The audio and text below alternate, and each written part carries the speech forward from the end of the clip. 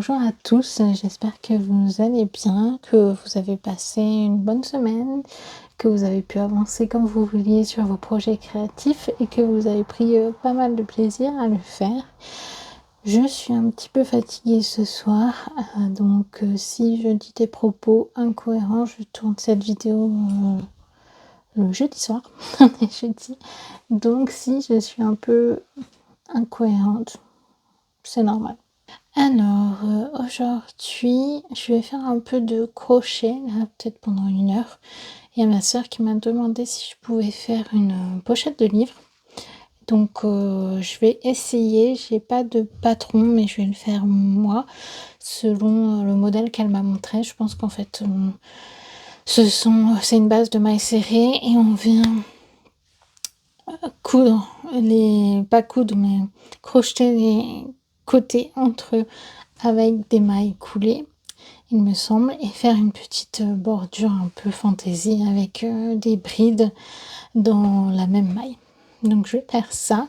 Sinon, entre-temps, je sais pas si on verra bien. Ah si, ça rend super joli. C'est donc le kit que ma sœur m'a offert l'an dernier. Je suis pas du tout en retard. En fait, je l'avais essayé et le carré, il ressemblait pas à... Ça faisait pas beau, mais en fait, c'est que j'avais pas compris certaines étapes. Parce qu'il y a que... il y a un moment, il y a 2 étapes qui sont décrites, sinon c'est juste un graphique, enfin un diagramme. Mais c'est super joli, c'est pour faire un t-shirt. Donc là, il faut que je le mette sur la planche pour le bloquer un peu, parce que pour lui donner la forme du carré. Mais c'est très très joli. C'est très très joli. Là, j'ai commencé un autre carré et en fait, vous voyez, on part un peu... on fait un cercle magique, tac, et puis ça vient faire une sorte de petite fleur. Franchement, très joli. Mais il me reste beaucoup de carrés à faire. Il me reste... je crois qu'il y en a 60 en tout à faire. Donc, il y a beaucoup de travail, sachant que c'est 1, 2 et demi. Donc, on ne s'ennuie pas ici. C'est pas les projets qui manquent. Donc là, je vais prendre... elle a choisi cette couleur-ci, rose un peu métallique. Et c'est un crochet 3,5, 4, mais je vais essayer avec le 3,75 de voir. Sinon, je reprendrai un 3,5. On va voir. Donc là, je vais commencer par faire une chaînette de Maimer. Et je me suis dit qu'on pourrait un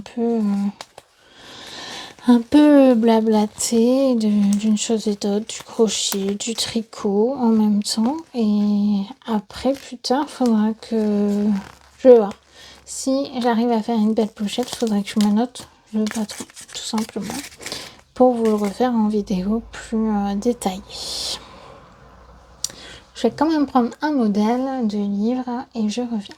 Bon, j'ai posé un livre à côté. Il est assez gros, c'est celui-ci. J'étais en train de lire La petite librairie de Riverside Drive. Mais il y a plein de coquilles dans le livre. Il y a plein d'erreurs. Je l'ai emprunté à la bibliothèque, heureusement. D'ailleurs, il y a quelqu'un qui arrête pas de barrer et de mettre les bons prénoms, parce que l'auteur s'est trompé dans les prénoms un moment. Et, enfin, encore une fois, ça peut aller, mais 4 fois, ça commence à faire un petit peu beaucoup. Donc là, je sais pas trop combien de mailles je vais faire. Je vais voir un petit peu avec le livre. Ouais, non, je vais en faire encore un petit peu. Et je pense que je vais faire que des mailles serrées, donc ça peut être un peu long. Voilà. Je vais voir combien de temps. On va se donner une heure. Il est 18h46. À 19h46, on verra. Bon, je couperai bien sûr, parce que sinon 1 heure, ça peut être un peu long. Tiens, il y a une maille qui est pas belle, là, je vais la refaire. Voilà.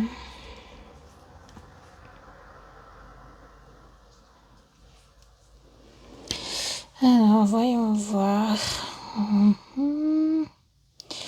Ouais, je pense que je vais partir là-dessus parce que des fois après ça s'agrandit un petit peu. Bon allez, encore une maille, histoire de au cas où. Mais je pense qu'on est plutôt pas mal là. Sachant que ça s'agrandit toujours un petit peu au début. Bon, écoutez, c'est parti. Je me demande en combien de temps je vais finir cette pochette de livre. Peut-être qu'il me faudra quand même 2-3 soirées. Hein. Je ne sais pas, on verra. J'espère que j'arriverai à lui faire quelque chose qui lui plaît. Et du coup, normalement, je vais l'avoir en juillet. Du coup, il faut que j'ai fini tout ce que je voulais faire. Et bon, ça va, pour les enfants, je vais plus faire grand-chose. Je n'ai toujours pas fini la pizza que je devais faire. Bon, après, faut juste rajouter quelques éléments, donc ça ira. Faut que je termine la théière. Donc, il y a du boulot. Bon, mes rideaux sont très moches, mais c'était les seuls l'année dernière encore de disponibles qui faisaient un petit peu...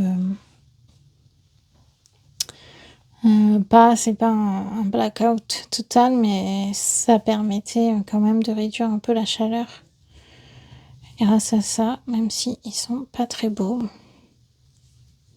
J'essaierai d'en trouver d'autres, mais un peu plus vraiment noir total. Après, la laine là avec le métallique, c'est un peu, des fois ça s'enlève un peu, c'est un peu pénible. Bref, c'est vrai que le crochet ça aide quand même pas mal, je trouve. Le crochet et tricot, c'est encore mauvaise presse parce que je sais pas vous, mais souvent quand, alors pas tout le temps bien sûr, il y en a qui sont très bienveillants et il y a des personnes qui ont une intelligence émotionnelle heureusement plus développée que d'autres. Mais c'est vrai que m'est arrivé d'en parler en entretien. Et parce que oui, maintenant je le mets plus, je crois, sur mon CV, les loisirs et tout, parce qu'au final, c'est vrai que ça me rarement demandé en entretien. Mais avant, je le mettais et parfois j'avais des questions, parfois pas du tout. Et en fait, j'ai l'impression que certains, quand ils connaissent pas le crochet, le tricot, qu'ils ont une certaine image, c'est vrai que j'ai souvent l'impression qu'ils les utilisent un peu pour se sentir supérieurs et se moquer un peu. Et je sais pas, mais une fois en entretien, il y en a un qui m'avait sorti ah oui, tricot, crochet. Mais ici on fait pas de tricot. Enfin, ici on va pas faire du tricot, quelque chose comme ça. Oui, merci, je sais.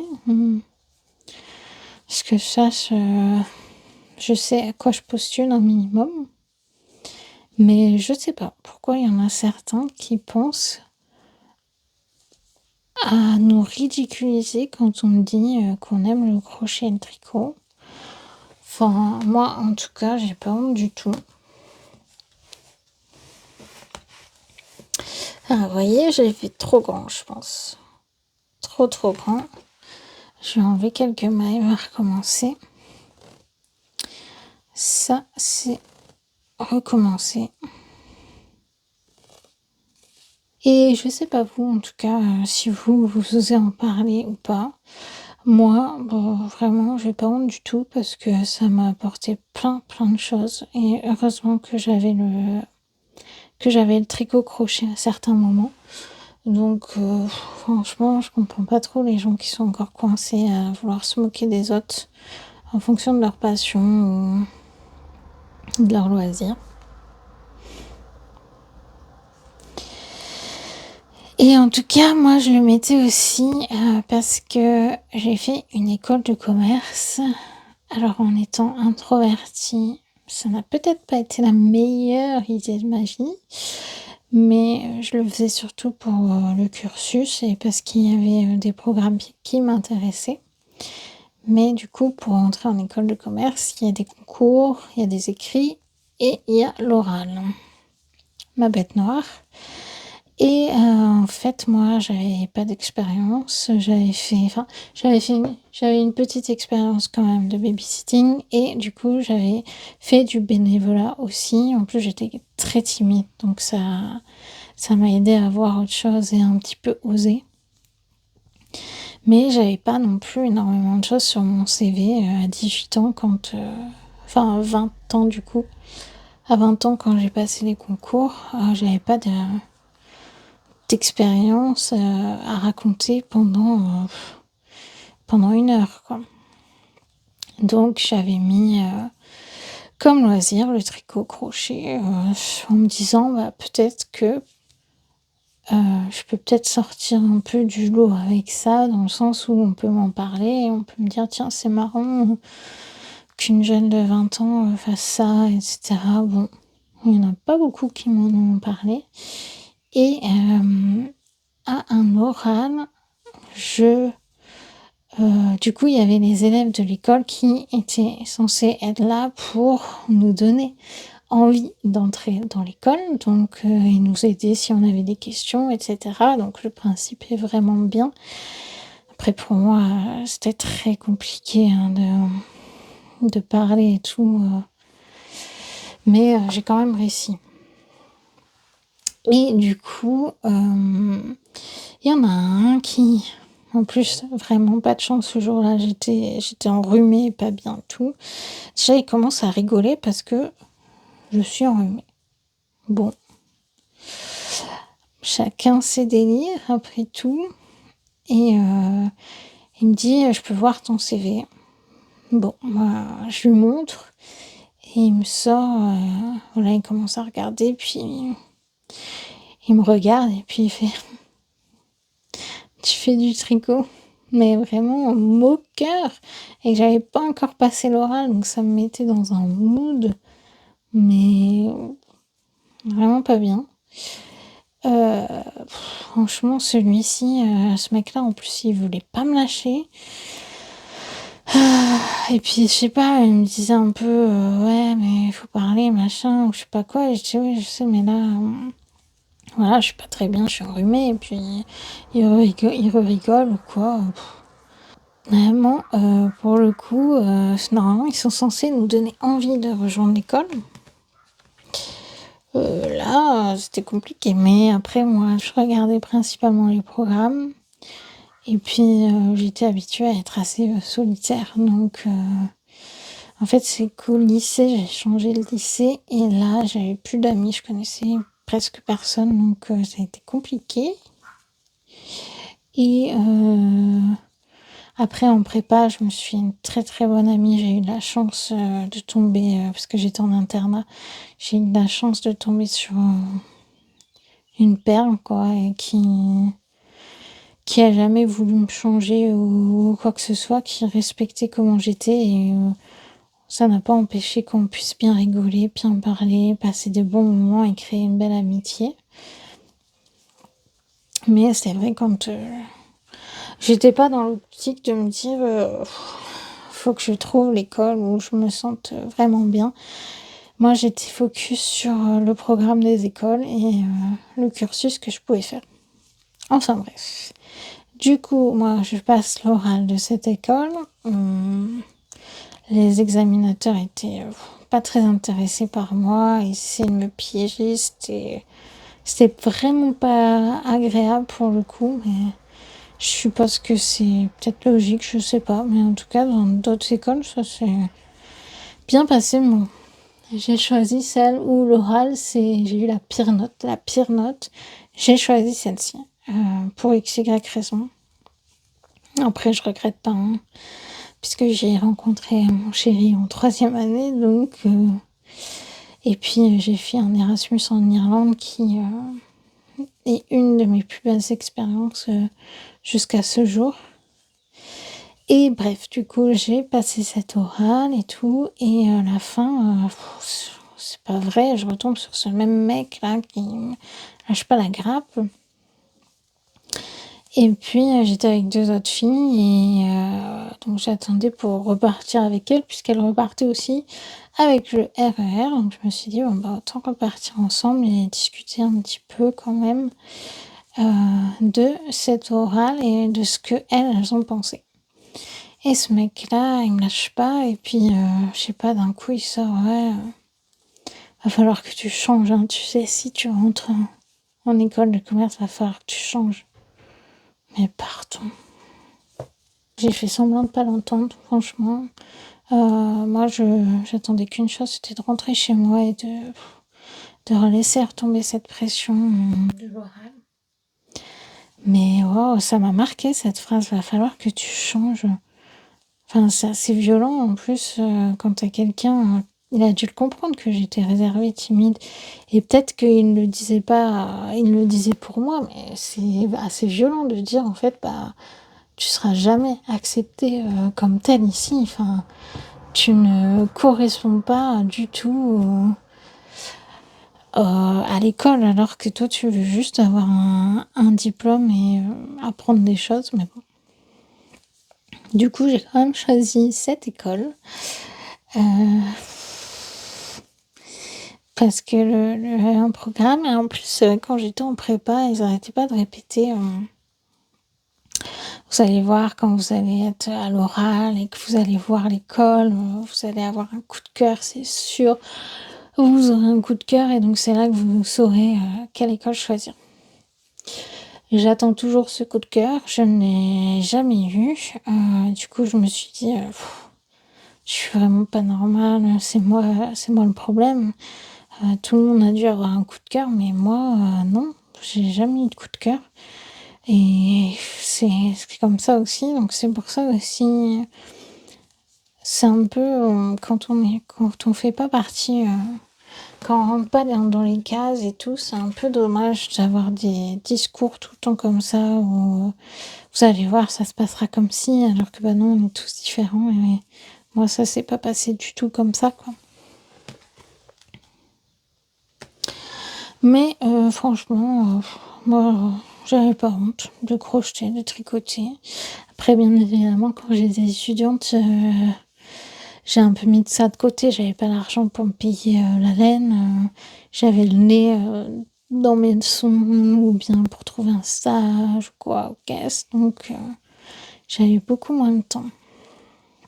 Mais en tout cas, le tricot-crochet, moi, après, ça m'a vraiment aidé quand j'ai eu des périodes vraiment pas faciles et quand on se sent un peu nul ou autre, bah, ça fait du bien d'avoir quelque chose où on peut créer et puis on peut se sentir fier.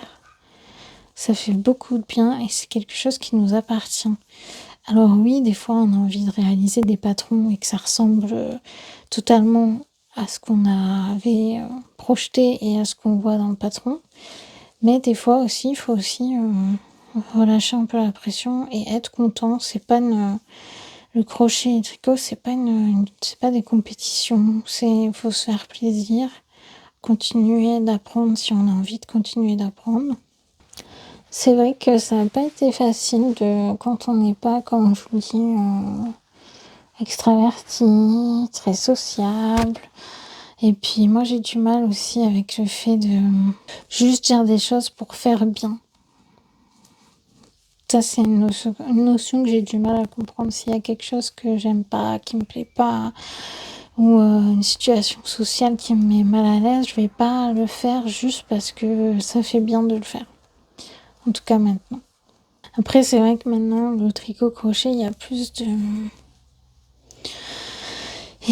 de personnes de mon âge, même plutôt, qui se sont mis. Du coup, c'est vrai que c'est un peu moins un loisir considéré comme un loisir de papy-mamie.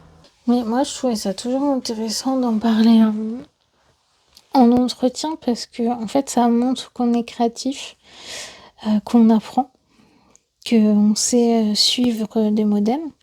Et c'est vrai qu'il y a un seul jour, il y a quelqu'un en entretien qui s'est vraiment intéressé et qui m'a posé des questions qui étaient intéressantes dans le sens ah, vous faites du tricot, il faut quand même être bien organisé pour faire ça.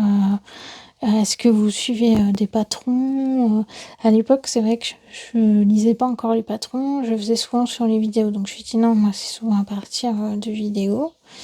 Mais c'est vrai que maintenant, j'aurais pu lui dire que c'est bon, je suis les patrons. Et ça, je suis très contente de voir aussi l'évolution qu'avant, pour moi, un patron, c'était du charabia. Et maintenant, je préfère lire tranquillement le patron sans avoir l'écran. Après, je pense que cet été, je ne vais pas faire de marché, du coup. Et il y a quand même pas mal de concurrence en crochet. C'est pas évident de sortir du lot. Et comme ça, je vais plus me finir les choses, là. J'aimerais bien, voilà, finir ce t-shirt, ce serait super. Et faire des petits projets comme ça, là, je vais essayer plusieurs pochettes de livres. J'avais une autre idée aussi pour une pochette de livres.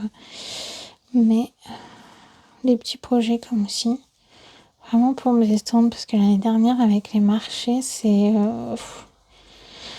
je me suis vraiment pris trop la tête à vouloir faire un stock, etc. Mais là, j'ai pas envie. J'ai pas envie du tout. J'ai envie vraiment de crocheter, de tricoter pour me faire plaisir à moi et pas faire du chiffre dessus. De toute façon, à part les marchés de Noël où ça a été un peu mieux vers la fin, comme j'avais déjà raconté. Mais cet été, je suis pas devenue millionnaire avec les marchés du crochet, malheureusement. Mais ça a été une super expérience. En plus, comme je vous dis, moi, je suis vraiment très casanière, très introvertie et très réservée aussi. Donc, ça m'a permis de sortir de ma grotte et de tester des choses. Et de rencontrer aussi d'autres artisans, de découvrir de belles choses que les gens font aussi, en bijoux, en poterie. Après, il y a beaucoup de bougies sur les marchés. Beaucoup de bougies. Je sais pas si je vais retenter quelques marchés de Noël, mais si je retente, je ferai vraiment que des choses pratiques, on va dire. Donc, les mitaines, ça, j'en ferai plein des différentes. Écharpe, je sais pas.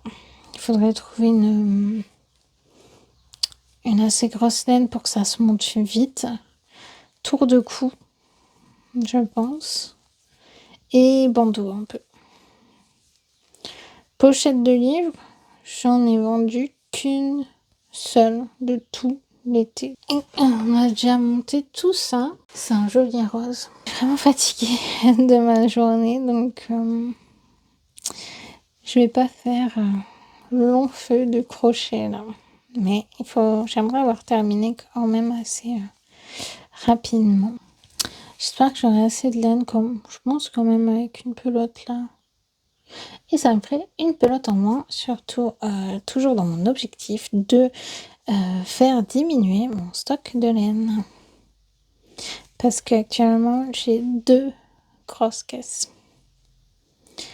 2 énormes caisses de laine, donc voilà. Parce qu'avant, je faisais souvent l'erreur d'acheter dès qu'elle me plaisait. Alors bien sûr, des fois on peut le faire, mais sauf que moi je le faisais tout le temps. J'allais dans le magasin avant, hein. Je parle de ces 3-4 ans quand je pouvais encore faire comme je voulais et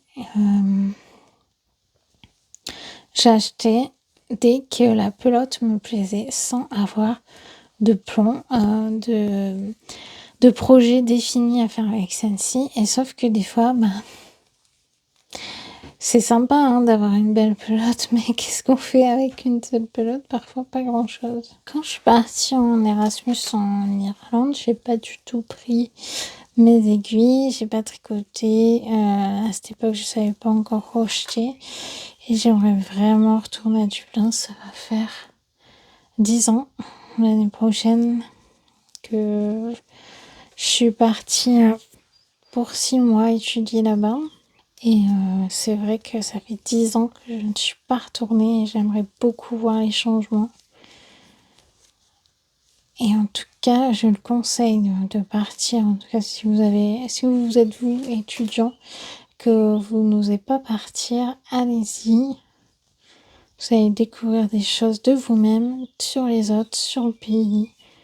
Incroyable. Et puis, si vous avez des enfants aussi, n'hésitez pas à leur parler d'étudier à l'étranger parce que c'est une sacrée chance. Surtout qu'il y a la bourse Erasmus. Ça, c'est très très bien. Et moi, je voulais partir dans un pays anglophone pour développer mon anglais. Et j'ai failli ne pas partir en plus en Irlande parce qu'on m'avait dit qu'il n'y avait plus de place. Mais moi, je voulais absolument partir parce qu'en plus, dans mon cursus, c'était obligatoire de partir à l'étranger pour valider le diplôme. Et c'était plus facile de partir avec ce programme en études que de partir en stage. Du coup, j'avais dit, je pars là où il y a de la place. Donc, il ne restait plus que la Pologne. Mais pas de souci, moi. Je vais partir en Pologne, alors. Un peu stressée, mais voilà, je me laisse un peu suivre. Il faut que tu partes de toute façon pour valider ton diplôme. Donc, allons en Pologne. Et puis, en fait, quelques jours plus tard, celle de l'école m'a dit, bonne nouvelle, en fait, il y a une place à Dublin. Et donc, finalement, revirement de situation. Je suis partie à Dublin pendant 6 mois. Et pour quelqu'un comme moi, c'était la grande aventure. Déjà, avec les problèmes de logement à Dublin, j'étais dans une colocation avec 6 autres filles, donc on était 7. C'était à la cave en plus de l'immeuble. Donc on avait des fenêtres, pas dans la cuisine ni dans le petit salon, mais au moins dans les chambres, on avait une petite fenêtre. Et j'avais pas ma chambre. Attention, c'était une coloc. Là-bas, c'est courant que tu partages ta chambre. Et donc, je dormais avec 3 autres filles. Donc, bien sûr, on avait nos lits individuels. C'était des lits superposés.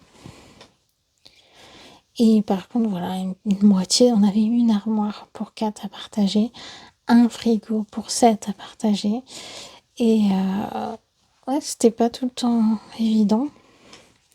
Mais j'ai rencontré des personnes grâce à cette colocation formidable. Et c'est elles aussi qui m'ont aidé à passer un séjour incroyable. Parce que quand tu rentres et que tu t'entends bien avec les personnes, que tu pars on est partis en week-end ensemble, on a visité ensemble, enfin, personnes d'autres cultures, donc c'était incroyable. Et les cours là-bas aussi étaient très intéressants, très bien faits, très interactifs avec les élèves.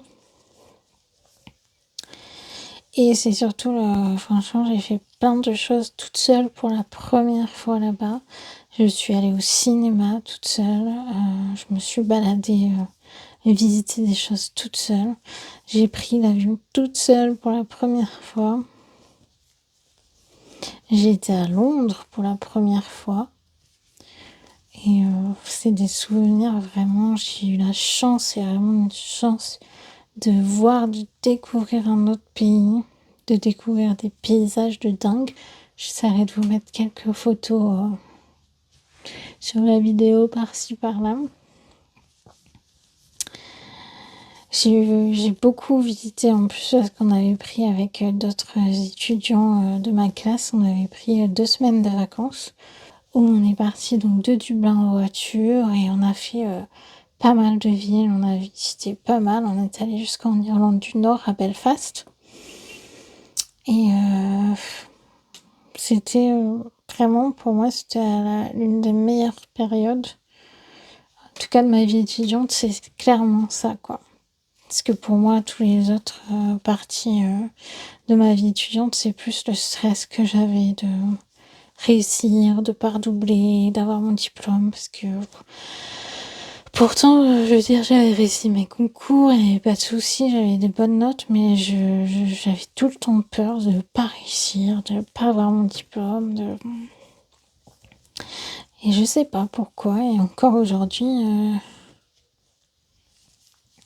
c'est un peu de confiance en moi, je sais pas. Mais en tout cas, c'était un rêve pour moi de vivre à l'étranger et de me dire que j'ai réalisé au moins un de mes rêves. Bah, c'est une sensation incroyable. Ça fera bientôt 1 heure, il est 19h24, donc 20 minutes. Et écoutez, on a pas mal avancé sur cette pochette de livre pour l'instant. Je suis sûre que vous vous dites ça ressemble pas à grand chose. Oui, mais il faut faire confiance au process. J'ai aussi vécu en Suisse pendant 6 ans. Et là aussi, ça a été une grande aventure. J'ai beaucoup voyagé, j'ai vu des choses magnifiques, incroyables. Et ça a été aussi, par contre, une des périodes les plus compliquées puisque j'ai perdu mon emploi là-bas. Pourtant, j'étais préparée, etc. Mais je sais pas ce qui s'est passé dans la tête. En tout cas, c'est très dur de m'imaginer reprendre, d'avoir des entretiens à nouveau, tout ça. Pourtant, je m'étais dit, bon, bah, ce serait plus simple puisque j'ai de l'expérience maintenant. Ce sera plus simple que quand j'étais étudiante. Eh bien, pas du tout. Hein.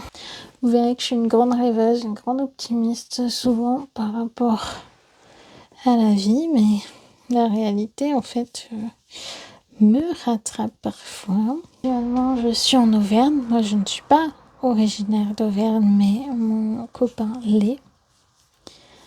Et c'est une magnifique région. J'aime beaucoup. Rien que de se balader, de voir tous ces volcans. Ces vues magnifiques, j'ai beaucoup de chance. Oh, il est temps pour moi d'aller prendre ma douche, de manger un bout et de dormir. Je suis vraiment, vraiment fatiguée. Et on se retrouve plus tard dans cette vidéo pour voir mon avancée. Et donc là, on aura crocheté pendant 1 heure presque.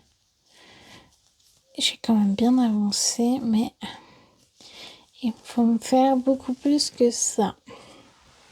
Parce que comme je vous l'ai dit, après, je la ferai comme ça. Faites tomber vos crochets et hop, crocheter ensemble.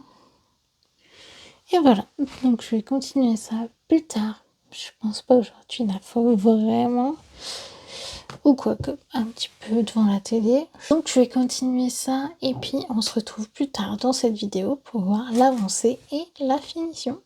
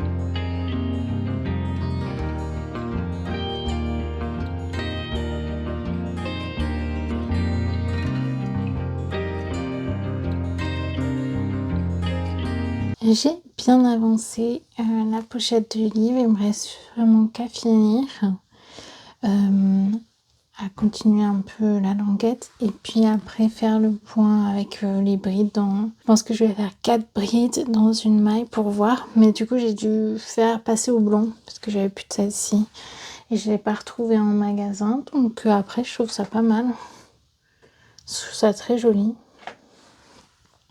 Donc je vais continuer. En tout cas, donc je l'ai commencé jeudi et on est dimanche et je pense que je vais la terminer. Donc ça m'a pas pris longtemps, sachant que j'étais pas non plus toute la journée dessus. Jeudi, j'ai crocheté une petite heure. Vendredi, pareil, je pense, une petite heure. Samedi, un peu plus. Donc je pense que ça m'aura pris peut-être 3-4 heures, mais en crochetant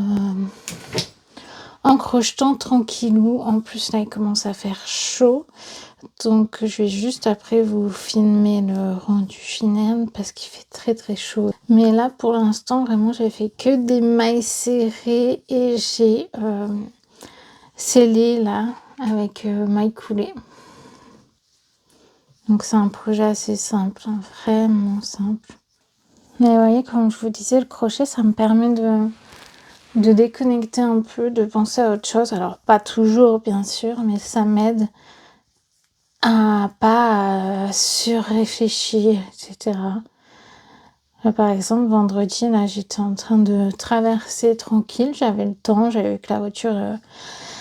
je me jetais pas sous les roues de la voiture quand même, on va dire. Et du coup, je traverse et le monsieur attend que j'ai fini de traverser pour lancer un... Faut regarder avant de traverser mémé. Mémé. Alors le mec, sachant qu'il avait au moins 60-70 ans. Hein. Mais voilà, ça c'est le genre de choses que je vais penser en boucle parce que j'arrive pas à comprendre comment les gens peuvent être autant impatients, méchants, aigris. Je veux dire, c'est un passage piéton, c'est pas comme si j'allais traverser à la sauvage. C'est un passage piéton.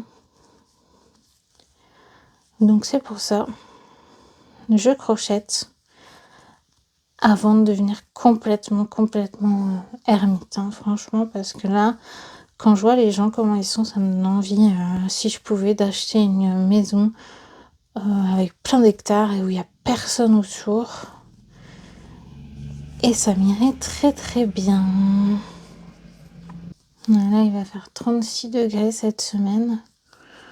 J'ai un bureau qui n'a pas la clim, donc il y a un ventilateur, donc je pense que je vais le faire fonctionner tout le temps. Mais en espérant que ça fasse pas non plus 2-3 semaines à 36 degrés, quoi. Je préférais que 36 degrés, ok, mais un jour au pire. Mais là, ça va faire toute la semaine un peu chaud. Bon, je vais vérifier où j'en suis.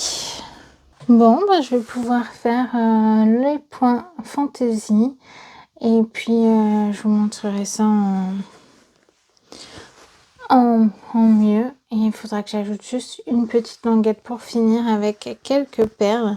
À tout à l'heure. Et voilà, donc j'ai terminé le crochet. Je vais essayer de passer, donc là j'ai passé 2 perles. Je vais essayer d'en passer une 3e, donc je passe avec ça. C'est génial. Parce que généralement les trous sont minuscules. Donc c'est un espèce de petit crochet comme ça, vous voyez. Donc je passe déjà. Du coup je vais prendre la laine, je vais le coincer dans le crochet et hop. Ah, si vous entendez mon ventre, j'ai très faim, faut que j'aille manger. Eh bien, j'ai terminé, j'ai même rentré tous les fils. Faudrait juste que là, je l'aplatisse bien pour pas que ça repique. Et j'ai terminé ça, je trouve ça très joli, j'ai un peu bidouillé. Mais j'ai réussi. Voilà. Et voilà. Et il y a le livre dedans, bien protégé.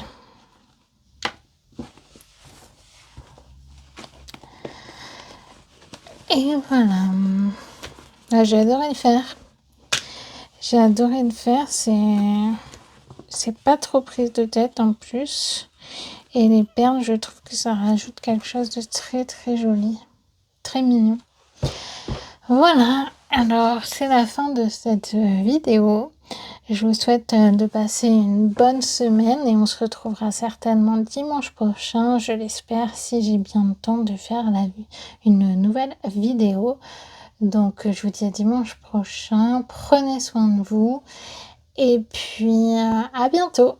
Ciao.